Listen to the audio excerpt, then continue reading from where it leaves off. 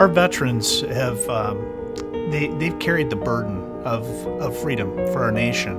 Our veterans, our sisters and brothers that have worn the cloth of this nation, they've left home. Some have been in combat. Some have stayed in CONUS here in the United States. Others have served in the most dangerous places that the world has ever known. But to a person, they have sacrificed, they have served, and for themselves, for their shipmates, for their soldiers and Marines and airmen to their right and their left, but also for us. And so it is fundamentally important that we as a free people recognize that freedom is not free, and that it's our sisters and our brothers, our aunts and our uncles who left and who helped make it so that we can vote, so that we can have disagreements and settle them in a civil way. So I think it's just so important that we capture the story of these Americans and what they did for our nation and for us. So these projects are just a fundamental way that we give our veterans an opportunity to share their history, but more importantly, so we can learn about what it is to be a citizen, an American, and a person who has the privilege of living in the freest, greatest nation the world's ever known.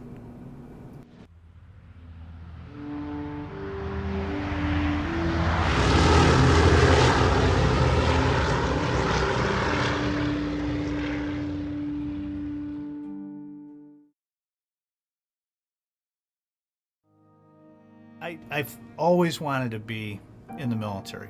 Growing up, my dad was in the Second World War. I had an uncle who was in 30-year, three-war Marine, another uncle, Naval Academy graduate. My grandfather and grandmother met in France in the First World War when the ship my grandfather was on, the USS Guinevere, sunk in the English Channel, and his brother was also on the ship, and he was injured. And my grandfather, at the time, he said, "Okay, Redford, you know how to drive a vehicle." And this was in 1918. I said, "Oh, sure." And so he was driving trucks around southern France, and he met this beautiful French girl who was my grandmother, who was a World War I French war bride. And so we just have a very long history of military service in my family. I grew up in Detroit. I grew up in a big family, and service to one's community, to one's church, to one's nation was imbued in us. And so I had the privilege of serving 28 years. My younger brother served 28 years. My brother-in-law served 30 years.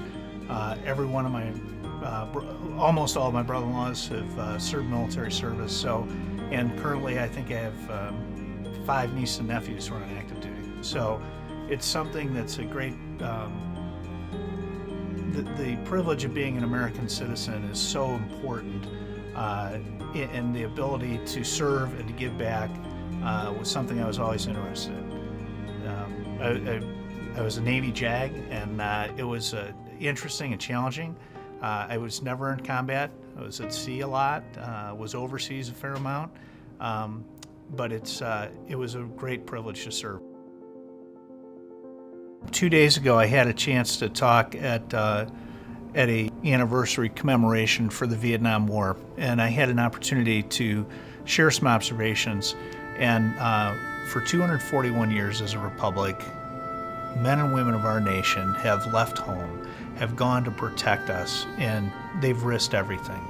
And for almost all of those 241 years, our nation has done a commendable job of recognizing their sacrifice and their service, with one exception. And that exception is the Vietnam War. And what I want to say to our veterans of the Vietnam War is, your nation, your state, your community, we remember, we acknowledge, and we thank you for your sacrifice. And whether you served in country, in Vietnam, where if you were a soldier in country, in Vietnam, in 365 days, on average, you were in contact with the enemies of the United States for 240 days. If you were a soldier in Vietnam, 1 out of 10 was either injured or killed. So every one of those veterans from that era who served in country but also the veterans who never left CONUS, thank you.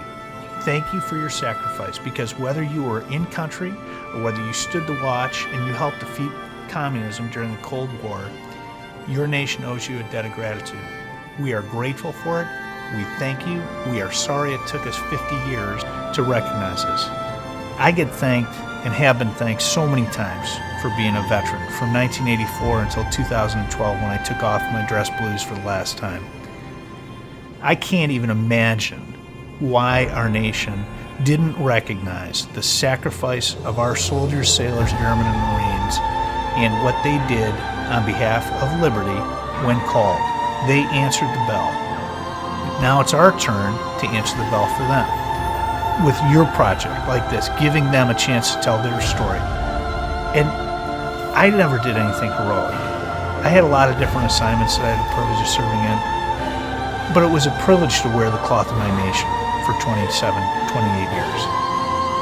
The women and men who served in Vietnam, they deserve every recognition we can give them.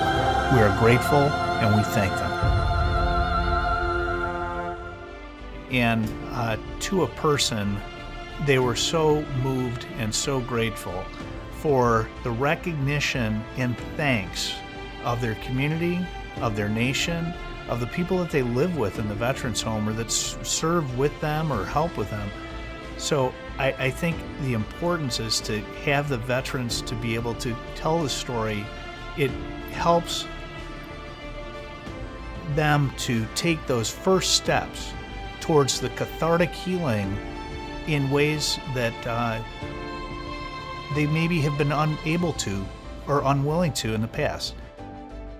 Your project and one similar to it, it gives these veterans a chance to talk about what happened and to recognize that they're not alone.